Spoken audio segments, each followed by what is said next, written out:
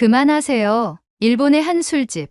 외국인을 향해 오늘의 주인공이 소리를 지르고 있습니다. 술집의 사람들은 쳐다보고만 있고 주인공의 친구들은 외국인을 내쫓기 위해 발버둥 치는데요. 사장님까지 외국인을 향해 소리를 지르자 외국인은 자리를 떠납니다. 눈물을 흘리고 있는 주인공. 도대체 이들에게 무슨 일이 있었던 것일까요? 바로 지금 사연을 들어보겠습니다. 오늘의 사연 시작합니다. 안녕하세요. 저는 일본 오사카에 살고 있는 나옴이라고 합니다. 지금 이 이야기를 꺼내는 것만으로도 다시 가슴이 철렁 내려앉을 만큼 고통스러운 기억이지만 그래도 용기를 내보려고 해요. 다름이 아니라 최근 한국에서 붙잡힌 유튜버와의 악연이 있어서 이렇게 사연을 보냅니다. 2023년의 어느 여름밤이었어요. 친구들과 함께 오사카 시내의 작은 술집에서 모처럼의 자유로운 시간을 즐기고 있었죠. 평소처럼 웃고 떠들며 좋은 시간을 보내며 즐거운 하루를 보내던 중 저희 기억에서 꺼내고 싶지 않은 악몽이 들이우기 시작했어요. 친구들과 대화를 주고받던 중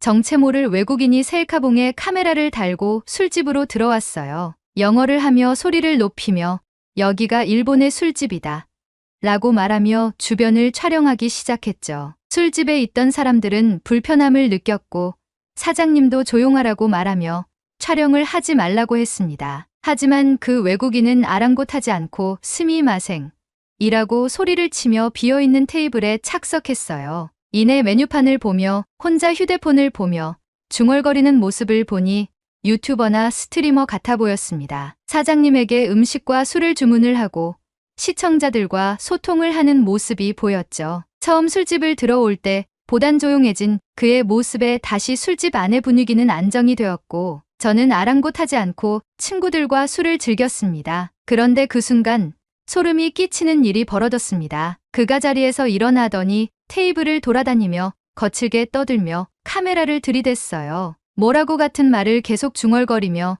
술집의 손님들에게 말을 걸며 다녔죠. 자기 소개를 하며 자기 방송에 얼굴 한번 비춰달라는 말을 하며 카메라를 무작정 들이대고 있었어요. 사람들은 거절을 했고 유튜버는 모욕적인 말을 하며 투덜댔어요. 저와 친구들은 불편함을 느꼈고 친구들에게 자리를 옮기자라고 말하려던 찰나 악몽 같은 일이 벌어졌습니다. 자리에서 일어나려는 제 옆으로 그가 다가와 자리에 앉았습니다. 자신을 소개하며 유명한 유튜버라고 했어요. 저와 친구들은 손을 저으며 거절 의사를 표명했습니다. 하지만 그 사람은 대뜸 자신의 유튜브 채널을 보여주며 자신을 소개했어요. 조니 소말리라는 유튜버였고 실제로 라이브 방송을 하고 있더라고요. 저는 원래도 내성적인 성격이라 갑작스러운 관심이 너무 부담스러웠고 도망가고 싶었어요. 하지만 그는 화면을 무작정 들이밀며 여러분, 일본에 대해 한마디만 해주세요 라고 말하며 카메라를 제 얼굴 앞에 위치시켰어요. 저는 얼굴을 가린 채 아무 말도 못하고 얼어붙었습니다. 그런데 도망갈 틈조차 주지 않고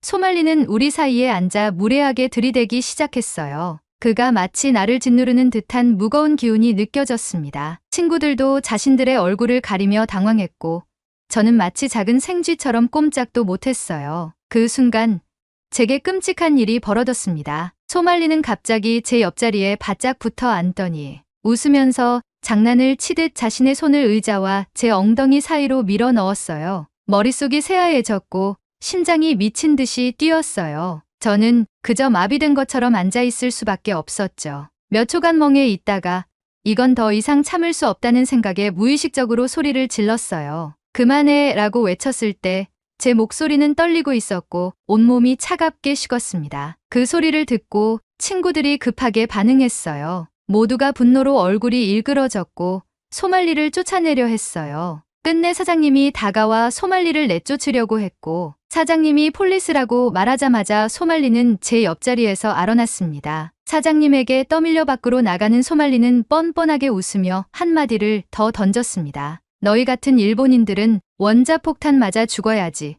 히로시마 기억하지?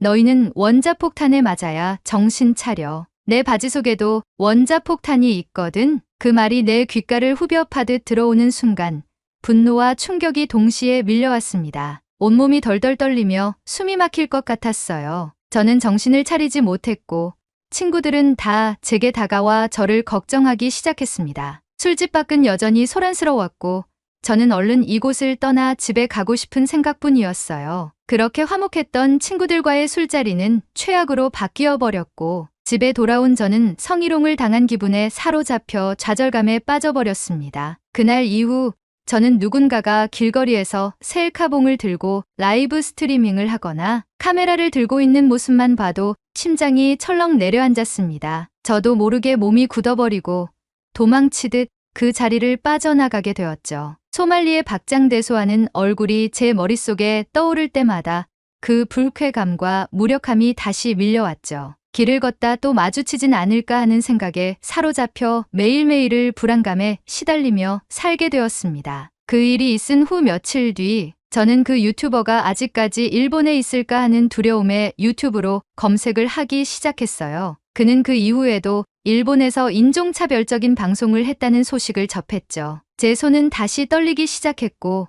불안함이 가득 차오르고 있었어요. 하지만 그 불안감이 조금이나마 사라질 만한 소식을 보게 되었어요. 소말리가 일본에서 본국으로 강제 송환당하고 5년 동안 입국 금지를 당했다는 뉴스였습니다. 그 순간 안도감이 스며들며 긴장이 풀려 털썩 주저앉고 말았습니다. 하지만 제 기억에는 술집에서 한 소말리의 무례하고 발칙한 행동이 제 가슴에 트라우마로 자리 잡게 되었어요. 다시 생각해도 정말 악몽 같은 순간이었습니다. 그 사건 이후로 제게 유튜브는 아주 복잡한 공간이 되었습니다. 예전에는 단순히 즐거운 콘텐츠를 보며 여가를 보내는 매개체였는데 소말리와 얽힌 그 악몽 같은 기억이 머릿속에 뿌리를 내려버린 후로는 달라졌죠. 소말리의 만행을 괜히 찾아봤다는 생각도 들었어요. 유튜브에서 관련 동영상으로 알고리즘을 타면서 제 피드에 소말리의 얼굴이 뜰 때마다 심장이 쿵 내려앉고 손끝이 얼어붙는 듯한 불안감이 밀려왔어요. 이미 소말리는 일본뿐만 아니라 태국과 이스라엘에서 성희롱을 일삼고 인종차별적인 발언을 하며 다툼까지 벌인 전과가 있더라고요. 해외 네티즌들은 그 모습이 부적절하다고 소말리를 향해 쓴소리를 뱉고 있었어요. 소말리와 얽힌 그 끔찍한 기억이 제 머릿속에서 쉽게 지워지지 않으니 매번 유튜브를 켤 때마다 긴장부터 되었죠. 그래서 유튜브를 켜는 일이 점점 조심스러워졌었어요. 누군가는 그럼 아예 유튜브를 안 보면 되지 않느냐라고 말할 수도 있겠지만 그렇다고 유튜브를 완전히 끊을 수는 없었어요. 요즘 세상에 유튜브 없이 생활한다는 건 상상하기 어렵잖아요. 특히 저에게 유튜브는 단순한 영상 플랫폼 그 이상이거든요. 저와 같은 일본의 젊은 세대들은 드라마, 영화, 뉴스, 요즘 뜨는 트렌드와 이슈까지 모두 유튜브로 접하고 있어요. 게다가 최근 일본에서는 한국 문화가 엄청난 인기를 끌고 있어 한국어 공부나 K-드라마, K-팝 같은 것들을 유튜브를 통해 접하고 있죠. 일본의 20대에게 한국은 대유행이나 다름이 없거든요. 한국 컨텐츠를 즐기는 게 제 삶의 큰 즐거움이기도 했어요. 하지만 이제는 그 안에서 안전지대를 만들어야 했습니다. 소말리와 관련된 영상이 알고리즘에 뜰 때 저는 매번 관심 없음을 꾹꾹 눌렀어요. 그렇게 제 영상 피드에서 소말리의 흔적을 없애는 것이 제가 할 수 있는 작은 방어 수단이었고 제 트라우마를 극복하기 위한 첫걸음이기도 했어요. 내가 통제할 수 있는 부분을 통제함으로써 조금씩 안정을 되찾으려는 노력이었죠. 어쩌면 유튜브에서 제가 즐기는 컨텐츠들이 제 불안함을 하나 둘씩 사그라지게 하는 요소였어요. 특히 한국 컨텐츠의 힘은 대단하다는 것을 느끼죠. 일본에서는 한국의 아이돌과 예능, 넷플릭스 시리즈들이 젊은 세대의 일상 깊숙이 자리 잡고 있어요. 친구들과 함께 K-팝 노래를 부르고 K-드라마 이야기로 밤새 수다를 떠는 게 너무나 자연스러운 풍경이 되었죠. 특히 저와 한국이라는 주제로 소통을 많이 하는 친구가 있어요. 바로 하루카라는 친구죠.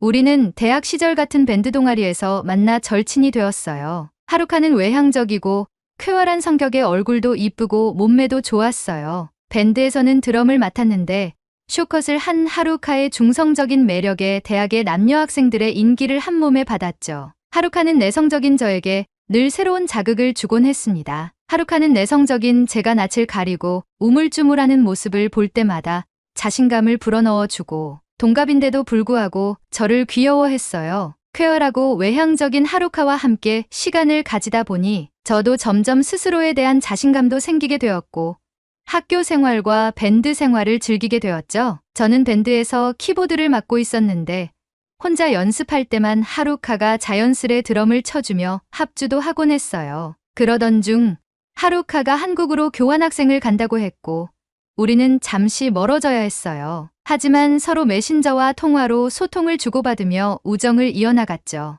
그러다 하루카의 추천으로 한국 음악을 듣기 시작했고 한국어가 배우기 쉽고 문화를 온전히 즐기려면 한국어를 공부하는 게 좋을 거라는 추천을 해줘서 함께 한국어 공부도 했어요. 처음엔 친구의 추천과 호기심으로 시작했던 한국에 대한 공부가 한국에 푹 빠지게 된 계기가 된 거죠. 그리고 최근 일본의 한국 문화의 유행이 젊은 세대를 덮치며 제 선택이 탁월하다는 생각도 들었었어요. 그렇게 교환학생을 마치고 돌아온 하루카와 한국이라는 주제로 저희는 더 각별해졌습니다. 그러던 어느 날 제가 소말리에 대한 트라우마를 알고 있던 하루카가 제게 다가왔습니다. 나오미, 우리 이번 여름에 한국 여행 가는 거 어때?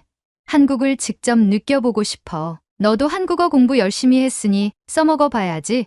직접 경험한 내가 옆에 있으니 아주 즐거운 여행이 될 거야. 그녀의 목소리에 순간 가슴이 두근거렸어요. 설렘과 기대감이 한꺼번에 밀려왔습니다. 사실 한국 여행은 제 버킷리스트 중 하나였어요. 일본에서 K컬처는 대유행이고 한국은 일본 젊은이들이 계속 가보고 싶어하는 꿈의 여행지로 자리 잡았거든요. 친구들이 SNS에 서울에서 떡볶이 먹어본 사람?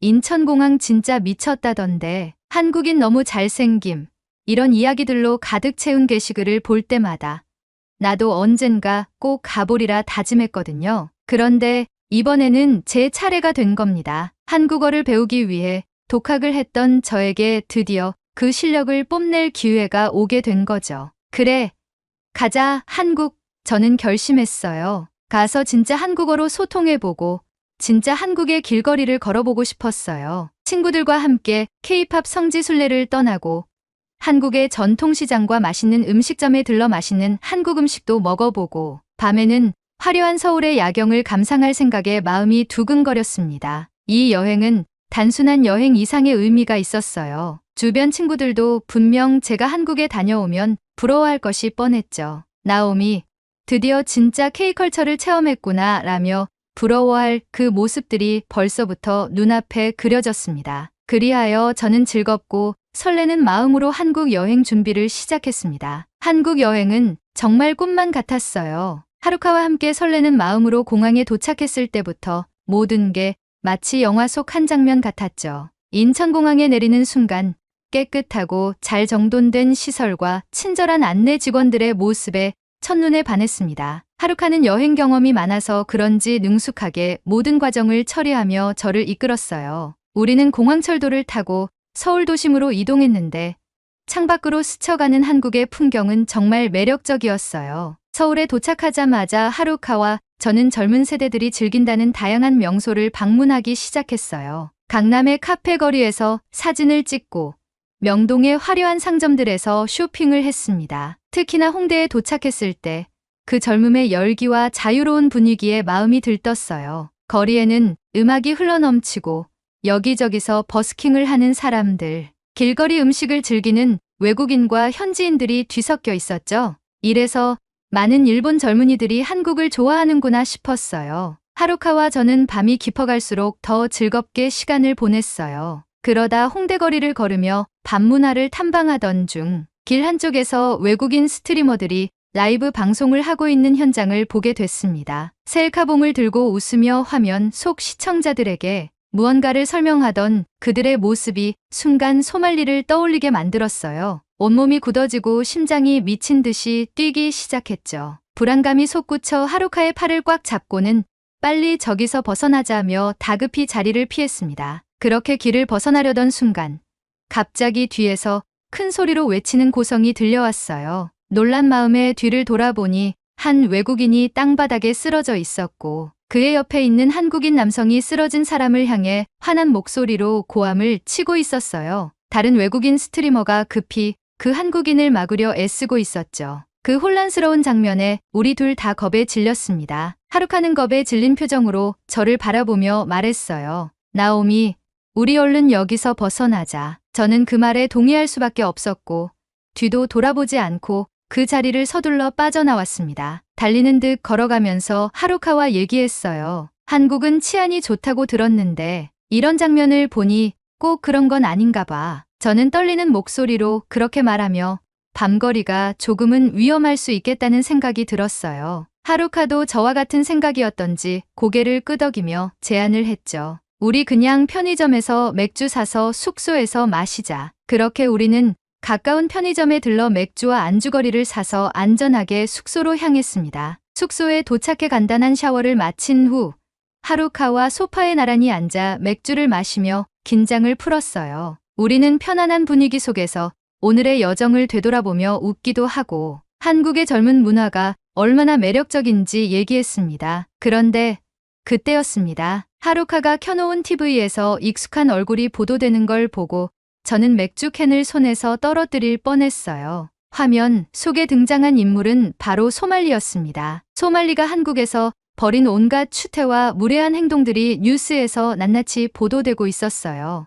뉴스에 따르면 그는 서울에서 평화의 소녀상에 입을 맞추는 등 모욕적인 행위를 저질렀고 지하철과 버스에서 음란물을 재생하거나 큰 소리로 북한 노래를 틀어 다른 승객들에게 불쾌감을 주었다고 했습니다. 또 편의점에서는 컵라면 국물을 테이블에 쏟고 소주를 마시며 난동을 부려 업무방해 혐의로 경찰 수사를 받고 있다는 내용도 전해졌어요. 그의 라이브 방송을 보고 격분한 한국 남성이 소말리를 직접 찾아내어 주먹으로 응징했다는 내용이었습니다. 그 보도를 보자마자 온몸에 소름이 돋고 심장이 쿵 내려앉는 느낌이었어요. 그동안 억누르고 있었던 트라우마가 다시 살아나는 듯 숨이 막혀왔습니다. 하루카는 저를 걱정스럽게 바라보며 저는 숨을 깊게 내쉬며 떨리는 손을 꽉 쥐었습니다. 하루카는 걱정스럽게 제 어깨를 잡고 물었습니다. 나오미, 괜찮아? 얼굴이 하얗게 질렸어. 저는 감정이 북받쳐 말을 잇지 못했고 마침내 참았던 눈물이 쏟아졌습니다. 하루카는 소말리에 대한 분노를 참지 못한 채 날카롭게 쏘아붙였어요. 그 녀석, 일본에서도 온갖 몹쓸 행동을 하고는 결국 추방당했으면서 한국까지 와서 이런 짓을 하다니 정말 동양인 비하를 전문으로 하는 파렴치한 인종차별자 같아. 하루카는 화를 내며 목소리를 높였고 그 모습이 오히려 저를 조금 진정시켰어요. 하지만 제 심장은 여전히 뛰고 있었고 일본 술집에서 당했던 그 끔찍한 악몽이 생생히 떠올랐어요. 하루카는 제 손을 꼭 잡으며 달랬습니다. 나오미, 걱정하지 마. 죄를 지은 사람은 벌을 받게 되어 있어. 한국 경찰이 제대로 조사하고 있으니까. 그러면서도 하루카는 아까 홍대에서 겪은 일과 지금 뉴스에 나오는 상황이 겹친 걸 떠올리며 놀라워했어요. 나오미, 내 촉이 정말 대단해. 내가 빨리 벗어나자고 안 했으면 나도 큰일 당했을지 몰라. 정말 고마워. 그녀의 말에 저는 조금씩 안정을 되찾기 시작했습니다. 그렇게 우리는 맥주를 마저 마시며 한국의 예능을 보며 깔깔대며 웃으며 소말리에 대한 기억을 조금씩 지우며 하루를 마무리했습니다. 다음 날 아침, 하루카는 제게 새로운 제안을 했어요. 나오미, 서울에 소말리가 있으니 부산으로 가는 게 어때? 하루카의 말에 저는 궁금해하며 물었습니다. 부산? 그녀는 활짝 웃으며 설명했어요. 응. 부산은 해양 도시라 한국의 바다를 즐길 수 있어. 게다가 KTX라는 고속철도를 타면 금방 갈 수 있대. 여행 계획이 새로워지자 저도 다시 설레기 시작했어요. 우리는 KTX에 올랐습니다. 열차는 조용하고 아늑했으며 창밖으로 펼쳐지는 한국의 풍경이 아름다웠어요. 창밖에서 열차로 스며드는 따뜻한 햇빛에 몸이 노곤해졌고 그동안의 긴장감이 풀려서인지 저는 금세 스르르 잠이 들었습니다. 그렇게 우린 부산역에 도착하게 되었고 맑고 화창한 날씨가 우리를 반겼습니다. 택시를 타고 광안리 해수욕장 근처의 숙소로 이동해 체크인을 하고 방으로 들어간 순간 저는 깜짝 놀랐습니다. 창문 밖으로 보이는 광안리 해변의 전경을 바라보니 수평선 너머로 부드럽게 일렁이는 바다가 반짝이고 있었습니다. 해변에는 사람들이 평화롭게 걸으며 웃고 떠들고 있었고 넓은 바다를 가로지르는 대교의 웅장함이 감탄을 자아냈습니다. 저 멀리 보이는 광안대교는 밤이 되면